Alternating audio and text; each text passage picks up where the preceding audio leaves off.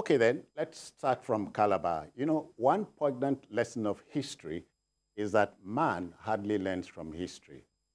For the Dean of the Faculty of Law, Professor Cyril Ndifon, human behavior may have changed, but human nature remains the same. The management of the University of Calabar has suspended the professor of law over alleged violation of the provisions of the extant laws and policies of the institution. Having a dirty mind is not all bad, but a sexy imagination is missing the point altogether. What we are talking about is beyond sexy Imagination. Yeah. This is Indulgent. putting sexual ideas to reality. That's exactly what this guy is accused of doing. Um, he conceives those ideas in his head and he goes ahead to um, practicalize what he has conceived in his head. So that's a man going way beyond what you were talking about in your opening remarks. It's unfortunate that a man who has gone this far was allowed to last in the university for this long. Many of his victims have even graduated from the university. Many can't step forward to say, look, this is what this fellow did to me. But the protest against him after his return to the university has already garnered about 494 signatures, which means that we are dealing with a very serious matter. And yes, sexually transmitted marks are common in universities. Many times, the student willingly agrees to Go through. population with their teachers in return for good grades. But this particular lecturer or academic is even accused of forcefully having carnal knowledge of his students. Because one of the parents At his office. Yes. We just overpower them, and so he doesn't even take no for an answer. And that's where it's different to a lot of the guys, a lot of the sex addicts on campuses calling themselves lecturers. That's where he is different, because he will, if you say no, he will go ahead, yes, to have it with you. Some, if you tell them no, they will go and wait for you.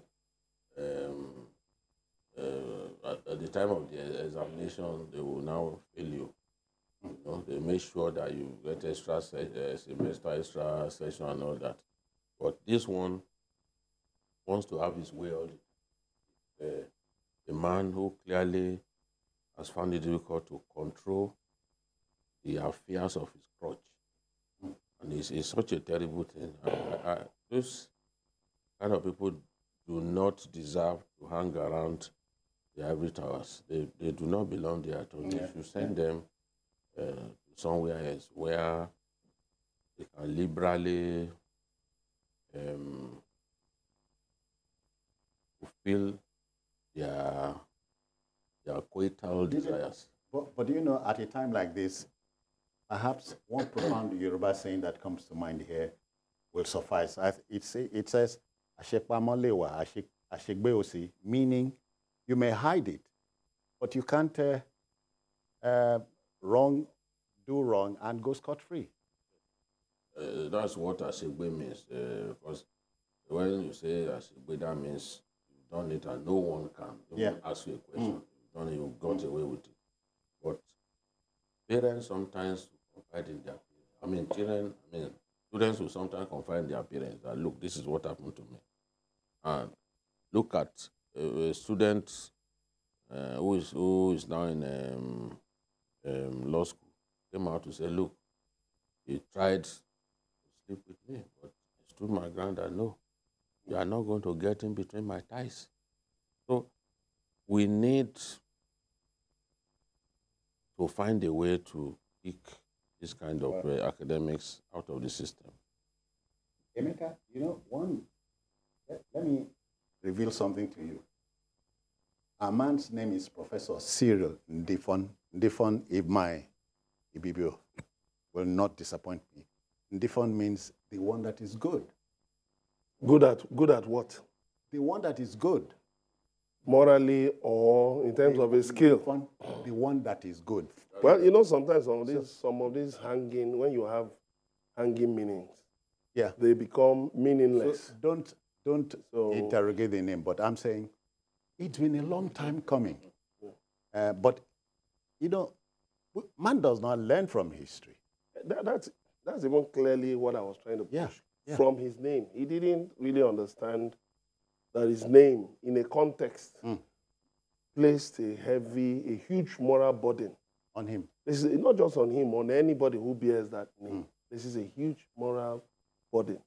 And so you could now take the name in a different direction. Good at what? But that's by the way. But it's really unfortunate that we're still grappling with these issues. Issues we were talking so much about in the 80s. They're still grappling with these issues.